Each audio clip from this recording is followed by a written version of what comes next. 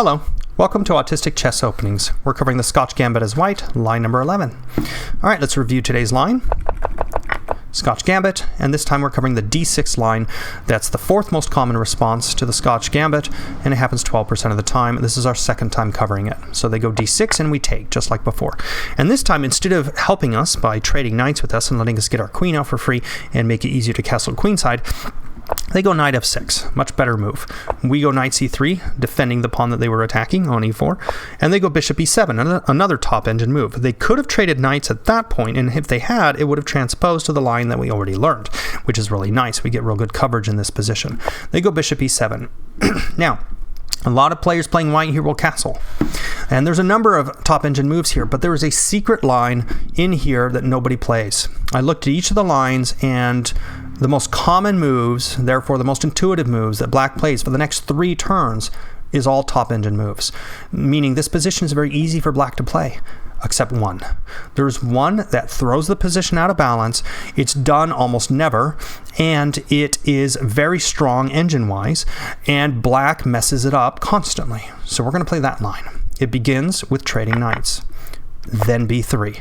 And by the time they castle, which is their next move, we've already fianched out our bishop to b2, aiming at their king, down a diagonal they're not used to our bishop being on, and by having 2 bishops raking that down that diagonal, and having the double pawns added to the equation, and then we castle queenside, it turns into a position that's all kinds of imbalanced and tricky. So, their top 4 most common moves in this position are all really not good. They're not getting anywhere near their top engine moves. So, their likelihood of messing this up is very high. So, this is a really good line, and we'll have to learn those all 4 of these later. We're just going to cover one of them today, bishop e6.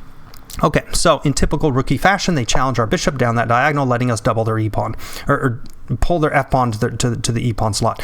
That's a common pattern in a lot of other positions, and sometimes it's good, sometimes it's bad, but it is a common response. And we could trade bishops here and then go queen e2, but it's better if we just go straight queen e2. There's less branching and more room for error if we go queen e2. I did a lot of mapping on trading bishops and then going queen e2. This is better. So we go queen e2, defending that bishop and preparing to castle queenside, and which prepares us for their next move, which is 53% of the time they now push that pawn, and they're going to push it 2 squares. So they push the pawn, we castle queenside, pinning it to their queen, and then they push it again. That happens.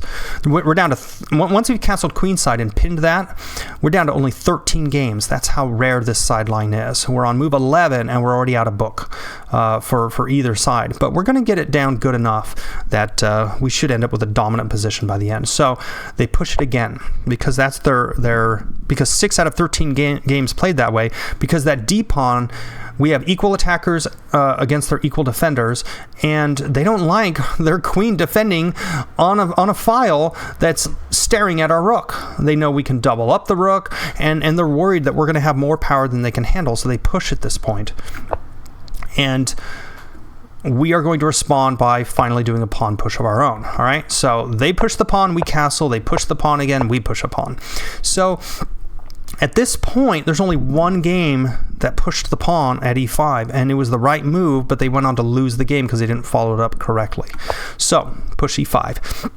Now, at this point, they need to go knight to d5. But it's and we only have one game of data here, and there are a couple 1600 players, so we don't know what's going to be common yet until we get more data. However, we're going to follow this game because this is definitely a line that that black's at least going to calculate before deciding whether to do it. And I think there might be a fair chance that 10% or more of the moves are going to be this move, even once we get a lot of data in here. Because they can see that they take that bishop with check. That might make them subconsciously think that they're going to get 3 pieces for their queen instead of 2, but they're only going to get 2. They'll get a piece and a rook. So we're going to follow that line today. They take the knight, we take their queen. They take our bishop check, we take back. And now the problem is, while they're busy recapturing the rook, their knight gets hit. So they did get 3 pieces, but we get 1 back.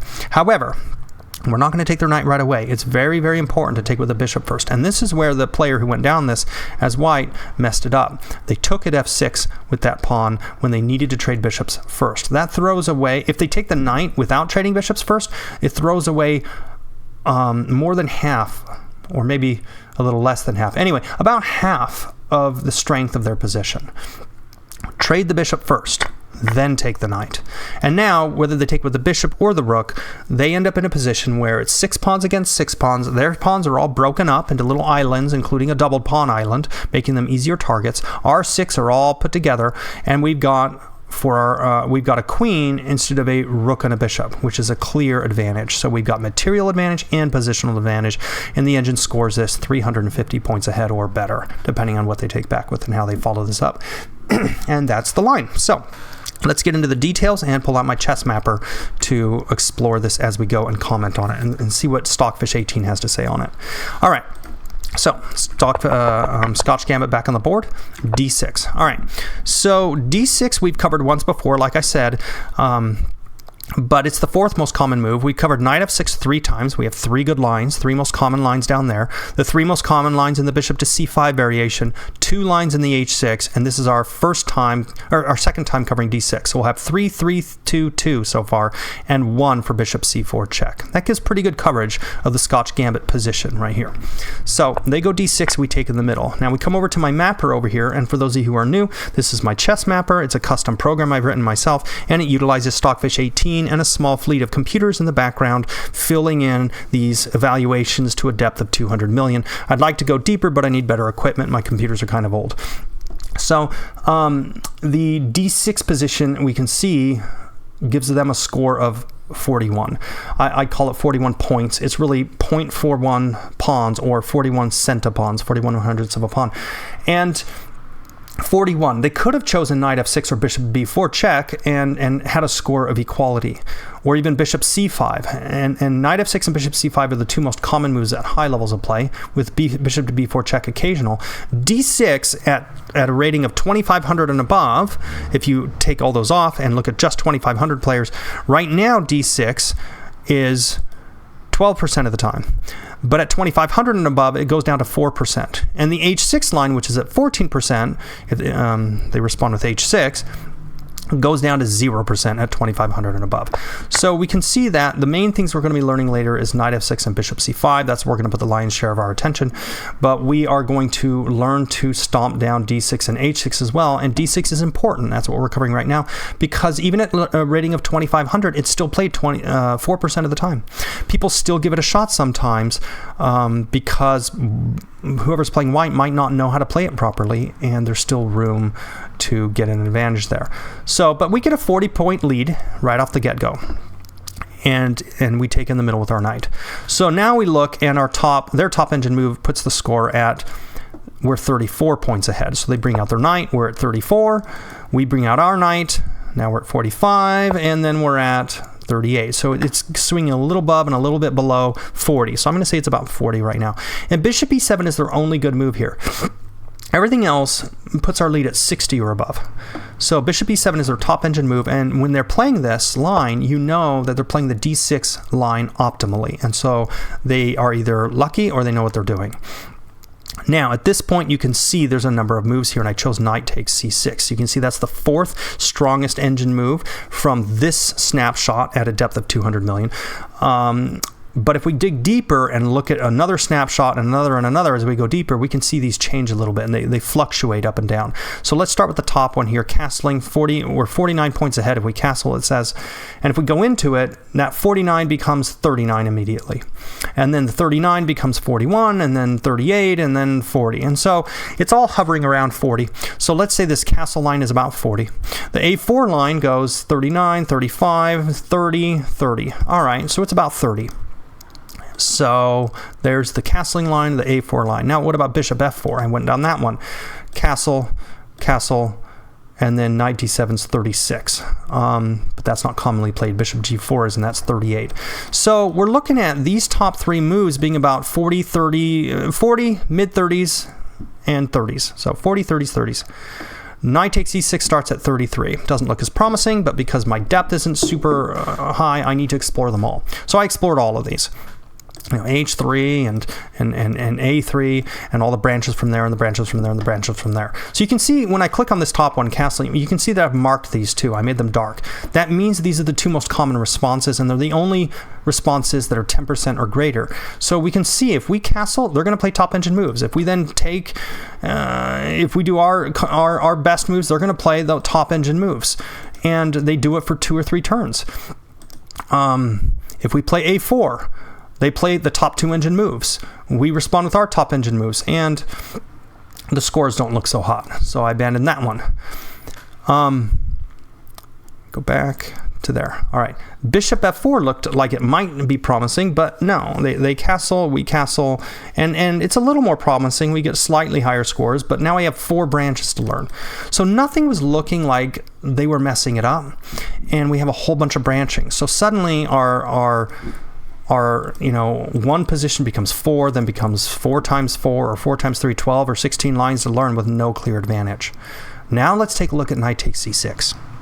When we take, they have to take back, so there's no branching there. But now we've got a number of moves in here, and I explored a bunch of them, and b3 is awesome. Let's take a look at b3. So we do b3, and suddenly their castle move that's almost automatic, they do it 78% of the time, is now not the top engine move, but it's neck and neck. I mean, a5 and knight d7 and castling are all very closely bunched within the error rate. They could just be like within the margin of error. But when they do castle, which is their only common move, 78% of the time, we go bishop b2, and now let's look at this error rate. Ho ho ho! Their second most common is d5, 129 points. A deficit. They put us ahead 129 points if they do it. Bishop e6 is their most common. And then, so bishop e6, then d5, then bishop b7 and bishop g4. And bishop e6, which looks like it's 57, suddenly jumps to 230 if they don't play it right. And look at how often they mess it up. Bishop e6, queen e2. And now we got these 3, and again, it doesn't look like it's going to blow up, but d5 is 50-something% of the time, and when they go down it, we castle queenside, and now look, 241, 275, 284. They got one move, and nobody is playing it. So let's go down this line. Trading knights and going b3 is going to be our secret weapon against this stalwart fortification that's really hard to break through. And we're going to break through it. All right, so knight takes c6, b takes c6, b3. They castle, we go bishop b2. So let's get to that point. Knight takes, they have to take back. We go b3, and then, like I said, 78% of the time they're castling. Everything else is below 10%. That gives us broad coverage with only learning one move. They castle. We go bishop b2. And suddenly, their error rate is high. And bishop e6, there's 4 branches here. 25%, 16%, 15%, 10%. We're going to have to learn them all. But look at how look at how much better they are than the other lines we could go down. That 40 that we were stuck with, between 30 and 40, if we did the main lines, jumps up to 57, and that 57 often jumps up to 200 and something. These other ones, I haven't fully explored all of them yet, but already they're looking a lot more promising, with d5 being the second most common. Okay, d5, e takes d5, and look at all those scores there. C takes d5 is the most common, and then we're probably going to do knight takes d5. Let's expand that for later. Bishop b7 is starting to look good. Bishop d3 I'm considering, but I need to look down those others. Yeah, because those aren't marked yet. So like I said, I haven't done these fully yet. Bishop b7, bishop g4, but you can see that I started with bishop e6. The others have good initial scores. d5 is really, really good. This is a much better spread to be facing than the others that we could have been facing. So we're gonna look at the line that's most common. 25% of the time. I wish it was 50 or more, but still, bishop e6. I like this line because we respond with queen e2 and get ready for queenside castling, and the error rate just goes up. d5, 53% of the time. It's a good move if they follow it up with the right move, and they don't. They go d5. We can see our top engine move is to castle queenside. That's our only good move. We get a score of 56. Everything else is 0. They go d5. We castle. And now, there's only 13 games in here. at this point that made it this far. And thankfully, that's enough to see that d4 is common. 6 out of 13 games went this way. You know, their ratings like 1400, 16, 19, 18, 19, 2200. But there's a game in here that's a 2700 player against a 2600 player. And they played rook e8. Let's see, we castle. And then they did rook e8 right here. That puts us in the lead 83 points. They need to go bishop d6. So where's bishop d6? Who's playing that out of these 13 games? Not one. Not a single game played bishop d6. It's invisible to them. Bishop d6 takes removes a defender on the d4 pawn, but it's still protected tactically because they have this check here. So who's going to play that? I mean, this is a very tactical position with lots of stuff that could happen, and there's a lot of calculating, and there's a lot of nervousness about their queen. They move the queen off that file, and their score plummets. They push the pawn, and their score plummets. They all jump into us being 240 to 280 points ahead. So this is an awesome line to go down. Anyway, so backing up, how does that go? They go d5, we pin it with castling, they go d4. So they push their pawn 2 times, we're going to respond by pushing ours once, e5. So let's look at the scores over here. They push it once, score is 50, we castle, they push it again, that 50-point lead goes to 240. We're way ahead at this point. And now, we're not going to do bishop takes e6. I looked down that one. And then they can respond, and then, yeah. e5's better. I can already see 194, 207. All right, so we push e5. Let's put that in there. Okay, we did. There's only one game at this point that pushed e5. You go back one step. 6 games made it at this point. White needs to push e5. Only one game did it. And it was a pair of 1,600 players. All right, so at this point, d takes c3 loses another 100 points, give or take. So they need to not take. They need to go knight to d5, or bishop takes c4, and then probably knight to d5, or knight d7. They need to move their knight in the way of their queen. That's not intuitive. How do I know? No one's playing it. Okay, well, at this point, there's only one game, so maybe they'll play these moves. We don't know what they're going to play at this point. It's only on the move before that we do. So they go d takes. We can see the score going up to 340. We take their queen, they take check, we take back. You can see the scores here. We take back, and now let's catch this one up. Now rook at a takes d8, 341 versus their next best, 376. So they need to take their best moves to then take back with that rook and not the other. And then we can see how important that bishop capture is. Bishop takes e6 at this moment is crucial. Do not take that knight until you've first gotten rid of the bishop. Look at these two scores, 340, 183. You lose almost half of all that work you built up, and you throw half of it away if you take the knight at this point. First take the bishop, and then their most common move, well, we don't know what their most common move is, but if you look at this position, it looks pretty likely that they're going to take that back, and it is the top engine move. If they don't, and they move the knight instead, say knight to d5, then we'll have to figure out where to go from there. You just move your, let's see, bishop takes d5 is your top move at that point. So if the knight tries to go to d5, pop it off. But anyway, they take the bishop back, and then we take the knight, and that brings us to here. And you can see the points here. 346 if they take back with the rook. 382, that gives us another 36 points if they take back with the bishop check. And at which point we have a number of responses. They take back with the bishop. We could play c3. We could play king to c1. We could play king to b1. They're all pretty close. c3 is currently the top one, but I haven't mapped deeper, and I need to know what are my opponents playing in order to figure out which ones to pick. And we're out of data, so I can't determine that. But c3 is the highest engine one at this point, so just block. And if the rook takes, then we have all kinds of possible moves, and they're all neck and neck. So go g3 or a4 or rook to d1 or f4 or rook to e1 or queen to c4. There's a lot of good moves we can do here. We're in an endgame now. We've connected our opening all the way to our endgame. And now we got to learn how to play a queen against a rook and a bishop. Maybe we can trade the other rook off to simplify it even more.